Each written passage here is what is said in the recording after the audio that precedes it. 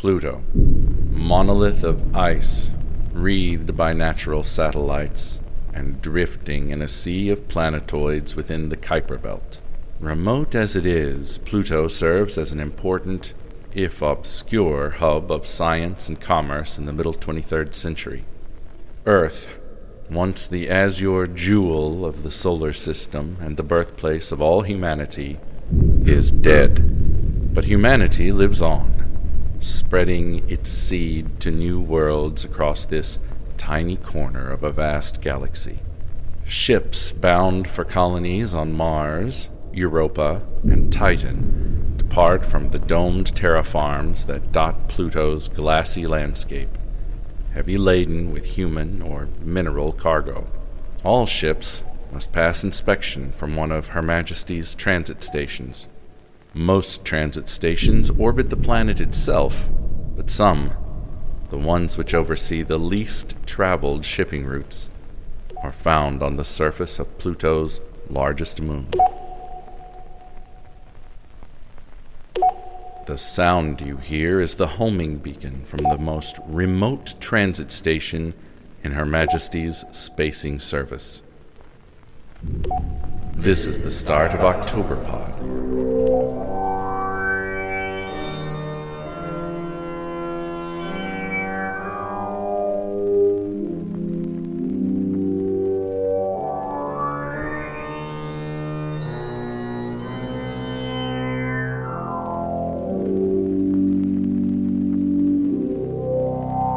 Ahoy! This is Fort Providence Transit Station, Hargood Prefecture, Charon. Would the unidentified vessel please identify with your registry number and transit plan?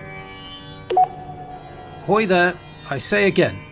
This is Fort Providence Transit Station. Identify. Kindly provide your make and model. Repeat. This is Fort Providence Transit Station.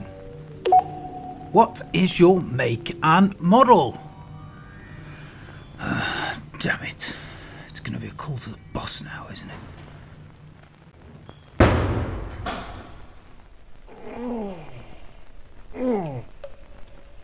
Do you reckon that there are any regulations against a mate and a station master being lovers? Only about 100. But last I checked, our relief crew is still months away. Until then, you're all mine, darling boy. Besides, what else do they expect us to do on this bloody rock? Poor Paxton. Stuck here with the two of us and no one here of his own to play with. Poor Paxton, my eye. He's got a wife and children waiting for him in a terra farm somewhere on Titan. No, blimey, 3 children. Ever been quarantined with 3 screaming infants inside one of those domes? Believe me, lad, Paxton chose this post for the solitude. Let me tell you something about poor Paxton. Speak of the devil. And the devil appears. Paxton, can't you see I'm trying to get some sleep here? Sorry, boss. There's a vessel passing through our zone. You better have a look. I haven't seen Secker, but he better come up here too. Secker? You mean he's not up there with you? Right, I'm on my way up. I'll bring Paul with me if he's about. Does he know? About us, I mean. Oh, he knows, darling boy. He always knows. Right, let's have it, Mr. Paxton. Well, boss, there's a large vessel that appears to be in transit towards the inner colonies. Possibly Mars. They aren't locked onto our homing beacon. I've tried hailing them for 3/4 of an hour, but no response. Could be a comms issue, I suppose. Did you run a VICAR scan? I would have done, but I wanted you to have a look first. Right, Paul, Mr. Secker, be a good lad and have a go at the VICAR console. Let's see what a proper scan brings up. Aye. They're coming into range now. I think we can get an exterior visual. Show me. Blimey.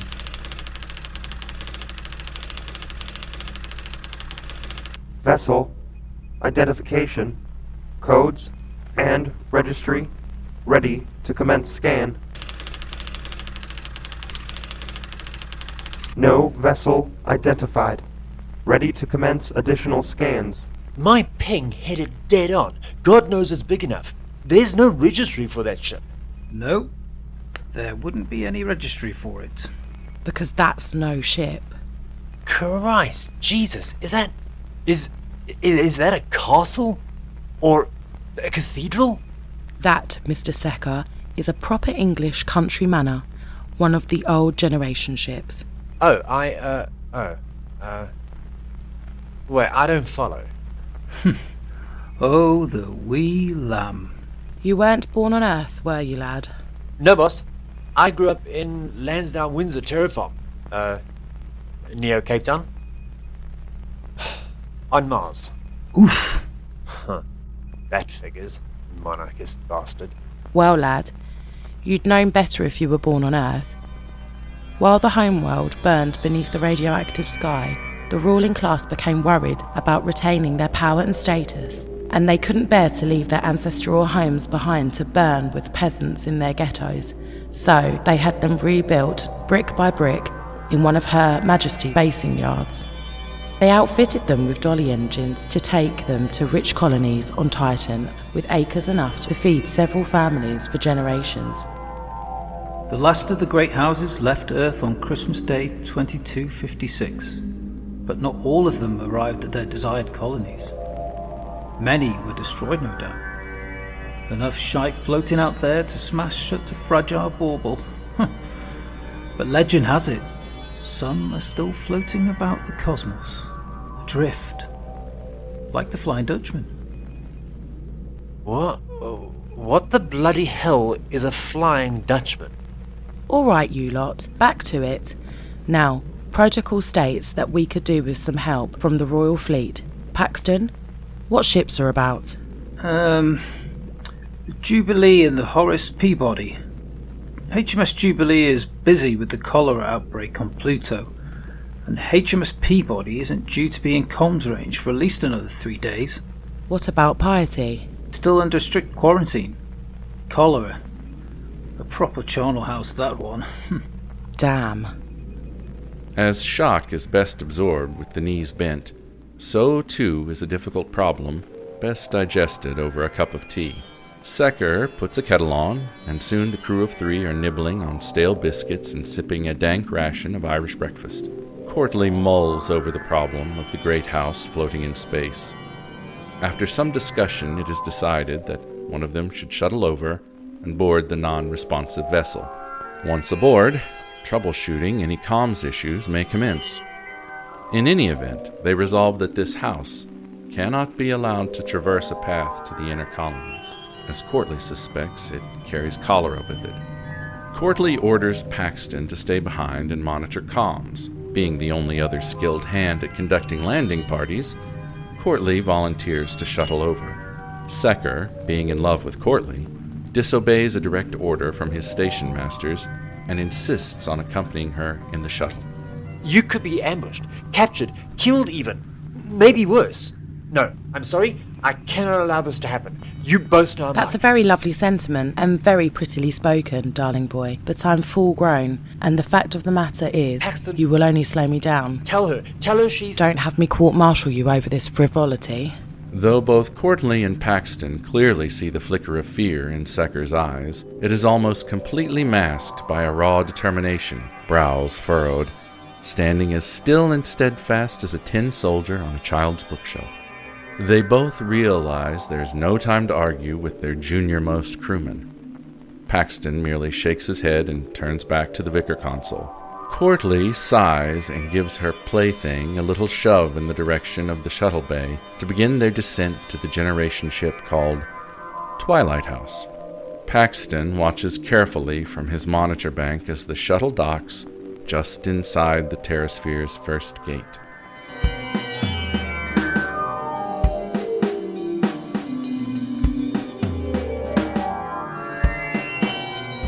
Right.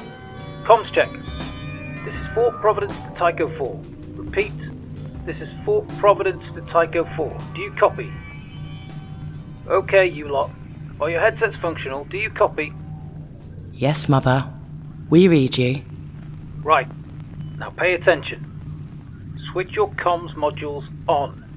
I want electronic eyes and ears monitoring you every step of the way. Double check your oxygen levels for leaks and make sure your faceplates have a tight seal. Who knows what pestilence has been festering in there? Acknowledged, Providence. Equipment operational. As is mine. Let's get a wiggle on.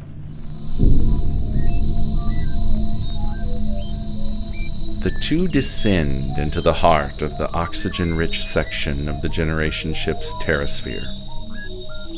The once immaculate rose gardens are now a gray ruin of blight and decay. The stately country manor, Twilight House, loomed over them as they approached. A shiver wriggled down Paxton's spine the moment they crossed its disused threshold. Whoa. Looks like a proper horror show. Radiation levels are good enough. For now. Courtleigh slowly pushes the manor door open to reveal the foyer beyond. Inside, all is dark and silent. A rush of foul air flies past them, forcing them to take a few steps back. That, darling boy, was a gas pocket. Who knows how long these things have been rotting in this place? I'm sure that's not the last one we'll encounter. Funny. Didn't read like a gas pocket on my instrument panel. Right. Switch your electronic eyes to low light setting. I'll continue to monitor on my end. How comforting. Switching to low light setting. Green light from the electronic eye on the landing party comms units flood Paxton's monitors, revealing the pageant of atrocity laid out before them. Corpses. Corpses littering the foyer and beyond, twisted in attitudes of mute agony, ravaged by time until little but dust and bone remain. Getting all this, are you, Paxton? Affirmative. This doesn't look like cholera to me, boss. Let's turn back. We'll regroup with Paxton and alert the proper agencies. Oh, make no mistake, darling boy. We are the proper agency. Leastwise, we are the only agency likely to respond, unless the Jubilee or one of the other big ships hails us to offer assistance. We are all there is, I'm afraid. Right, as I see it, we are duty-bound to perform a courtesy sweep to risk assess. After that, I reckon we have done our part and could shuttle home to Mother. Kindly refrain from calling me Mother. Paxton watches from the monitors as the two journey deeper into the darkness of Twilight House. It is a world out of time, a fossil encased in amber.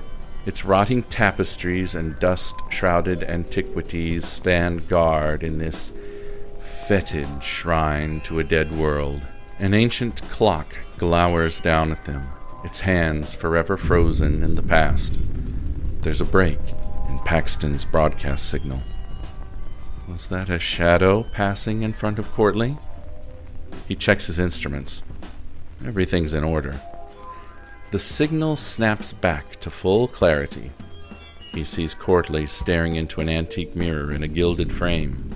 And then Paxton catches sight of the thing behind Courtleigh. She turns to see the glowing spectral form only steps behind her. Her comms unit fails, and her presence on Paxton's monitor snaps to static. Paxton turns to the monitor, broadcasting Secker's visual. Paxton and Secker watch helplessly as the creature cracks open Courtleigh's helmet like an oyster shell. Courtleigh's terrified, gasping face fills the monitor.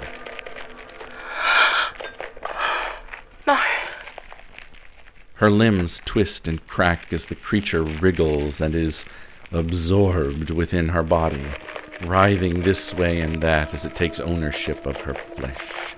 Courtleigh chokes on blood and on blue light waves burbling up from her esophagus and spilling down her lips. Her eyes are vacant, empty, filled with the eerie light. Her lips twist into a bloody smile. Jesus. Oh, Jesus Christ. There's a plague. No, not cholera. Jesus. Worse than that. Ah! Paxton, What do I do? She's coming towards me. I don't think... She's not herself anymore. What is happening? Run, damn it! Get back to the bloody shuttle! Paxton can only see a chaotic, bouncing image as Secker runs for his life. When Secker pauses for a moment, he sees, only for an instant, a sea of those ghostly wraiths blocking Secker's exit. He whirls, makes for the grand staircase, and, even though Paxton cannot see, the wraiths give chase. I'm trapped. I can't get out. Keep running, lad. Get as high as you can. Deep breaths. Listen to me. There's simulated Earth-like gravity throughout that house, but it weakens the farther you get from the centre of the estate. If you can make it to the roof, you'll find a pocket of zero gravity. Perhaps you can ride that zero G out of the house and onto the shuttle bay. That sounds pretty fucking doof, but I'll try.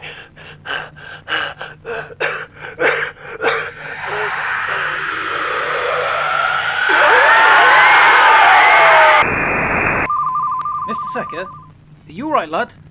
Can you report? I'm sorry, I can't... I don't copy. No, dead. All of them, all dead. Hello, Paxton. Can you hear me? Who is this? Identify yourself. Paul Secker. You would know this vessel as Paul Secker. We are that vessel. He is here, inside us. What is all this bollocks? The lords of this house, Twilight House, they came to Pluto looking For the door. looking for death, Death. looking for him. Him. Instead, they found Us.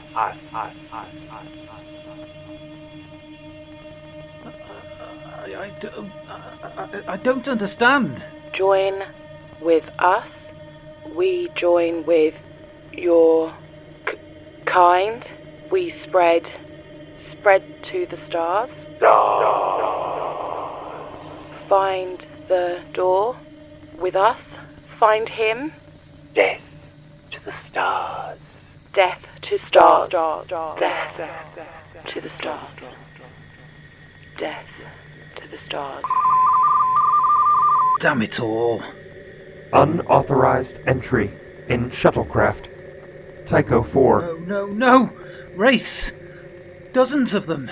Entering the shuttle! No, this can't! Unauthorized flight plan initiated. Tycho 4. Flight plan, what is the heading? Heading Fort Providence. Arriving at Shuttle Bay Alpha in 138 minutes. 38 minutes.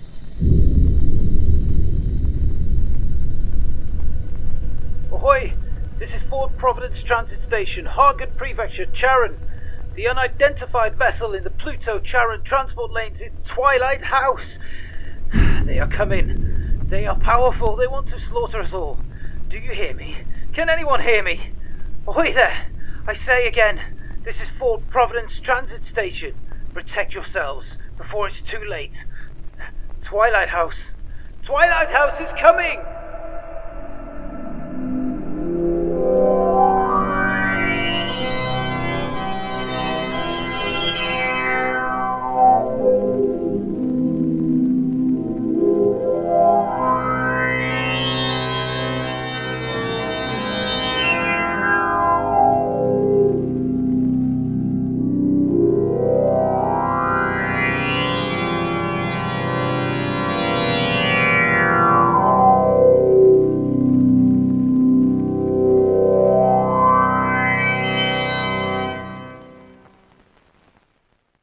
Hey, you.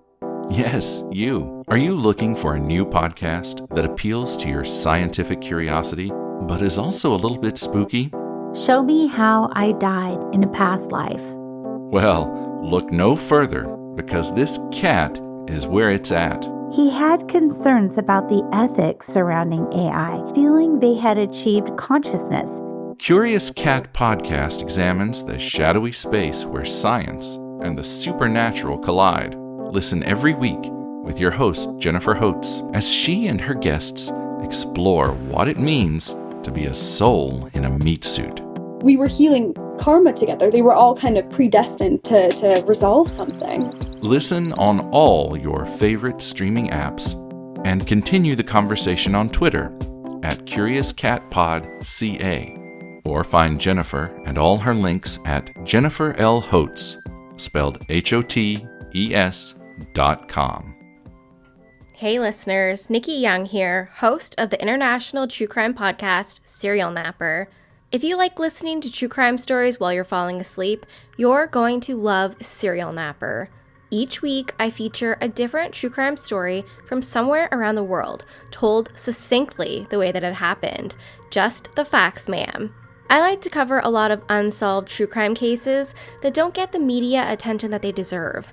Then, at the end of each month, I host an online true crime Zoom chat where we go through the cases that I've covered and talk about the details, the key players, suspects, theories, and any recent developments. It's a chance to take your true crime listening experience up a notch and chat with other true crime followers just like you.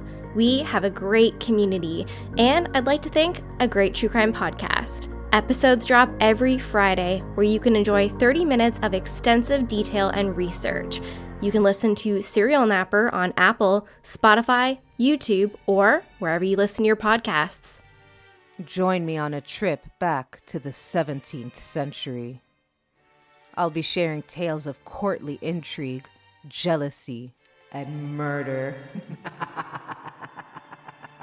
It might seem like our lives are scandalous and sordid, but you're in for a treat. Are you clutching your pearls yet? From promiscuous kings to jealous and greedy courtiers, and many vying for the king's affection and favor. This February, on Beauty Unlocked the podcast, we're going in deep and looking at some of the scandals that rocked the English and French courts. Oh my, or as the French say, mon Dieu. I'm calling this one Poisonous Affairs. Listen on Spotify, Apple Podcasts, or wherever you listen to podcasts, and check us out on YouTube. That's Beauty Unlocked the podcast. I'm Edward October. For more true, true-ish, and classic tales of horror and the paranormal, subscribe to our YouTube channel. Be sure to ring the bell so you don't miss anything. Or find all of our links at Octoberpodvhs.com. Octoberpod, retro horror for bold individualists.